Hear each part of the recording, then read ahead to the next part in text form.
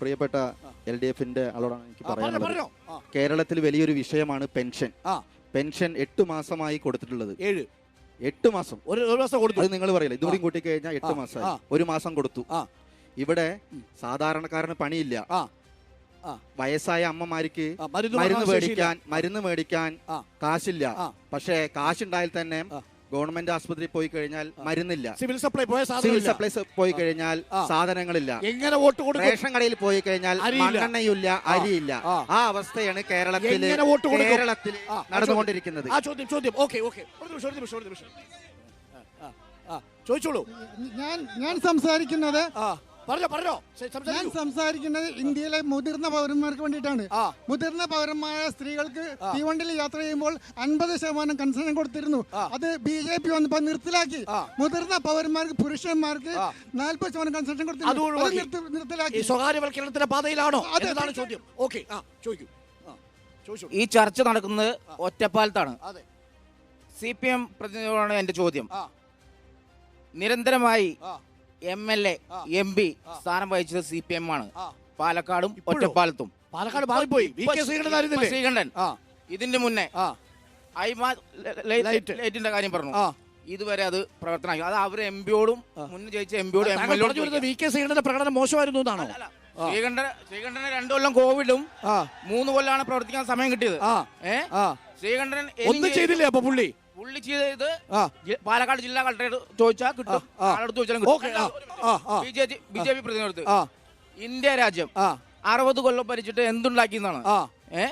India രാജ്യം 60 കൊല്ലം ഭരിച്ചിട്ട് India എന്ന രാജ്യത്തിന് രാജ്യം ഇന്ത്യ എന്നൊരു ആശയത്തെ ഉണ്ടാക്കി എന്നുള്ളതാണ് താങ്കൾ ചോദിച്ചു. മറ്റു ചോദ്യങ്ങൾ ചോദിച്ചു. ഇവിടെയുള്ള BJPയും CPM ഒന്ന് തന്നെയാണ്. പറഞ്ഞോ എന്താ കാര്യം? CPM ഒന്ന് തന്നെയാണ്.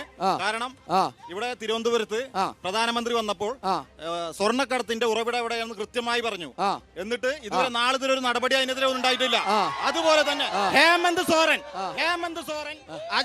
അരവിന്ദ് കെജ്രിവാൾ, DK ശിവകുമാർ, മനീഷ് സിസോദിയ ഇവരുടെ ഒക്കെ വീട്ടിലേക്ക് ഇടി വന്നു. പക്ഷെ പിണറായി വിജയന്റെ വീട്ടിലേക്ക് ഇടി എത്തിയിട്ടില്ല. ഇത് കൃത്യമാണ്. ഇവർ തമ്മിലുള്ള അന്തർധാര സജീവമാണ്. താങ്കൾ ആഗ്രഹിക്കുന്നത് പിണറായി വിജയന്റെ വീട്ടിൽ ഇടി വരണമെന്നാണോ വേണ്ടതാണോ? അങ്ങനെയല്ല, ഞാൻ രാഷ്ട്രീയമായിട്ട് പറയുകയല്ല.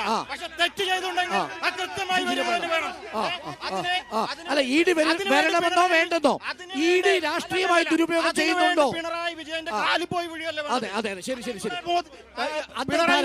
അന്തർധാര. ഓക്കെ, ചോദിച്ചോ. 2014 മുമ്പ് മോദിയുടെ കുറെ ഗ്യാരണ്ടികൾ നമുക്ക് കിട്ടിയതാണ്. പെട്രോൾ 50 രൂപയ്ക്കാക്കുക, ഗ്യാസിന്റെ സബ്സിഡി, പാലക്കാട് കോച്ച് ഫാക്ടറി, കേരളത്തിലെ എയിംസ് തുടങ്ങിയത്. ഇനിയും പണ്ട് ശ്രീധരൻപിള്ള പറഞ്ഞ് നിങ്ങൾ മനസ്സിലായിട്ടില്ലായിരുന്നോ? അത് തെരഞ്ഞെടുപ്പ് കാലത്തെ വാഗ്ദാനങ്ങൾ വെറും വാഗ്ദാനങ്ങൾ മാത്രമാണ് സാർ. അപ്പൊ ഇവിടെ എന്താണ് ഇവിടുത്തെ അവസ്ഥ? പറഞ്ഞോ. BJP അംഗത്തിനോട് തന്നെയാണ് ചോദിക്കാനുള്ളത്. ഡീസൽ പെട്രോൾ വില കൂടി, പാവപ്പെട്ട ഉജ്ജ്വൽ ഗ്യാസ് നിങ്ങൾക്ക് കിട്ടിയില്ലേ? ഫ്രീ ആയിട്ട് ഉജ്ജ്വൽ ഗ്യാസ് കിട്ടിയില്ലേ? സ്വാസ്ഥ്യ പരിപാടിയായിട്ട് ടോയ്ലറ്റ് കിട്ടിയില്ലേ? സിലിണ്ടർ വേണം. പെട്ടെന്ന് ലാസ്റ്റ് ക്വസ്റ്റ്യൻ സാർ.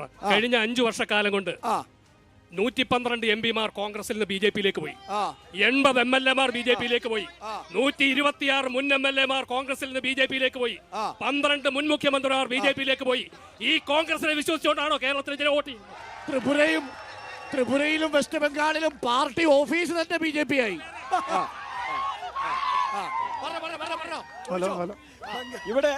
ഇവിടെ കോൺഗ്രസിൽ നിന്ന് BJP-യിലേക്ക് പോകുന്ന കണക്കെടുപ്പ് CPM കറക്റ്റായി നടത്തുന്നു. പക്ഷെ കോൺഗ്രസിലേക്ക് വരുന്നതിന്റെ കണക്കെടുപ്പ് അവർക്ക് അറിയില്ല.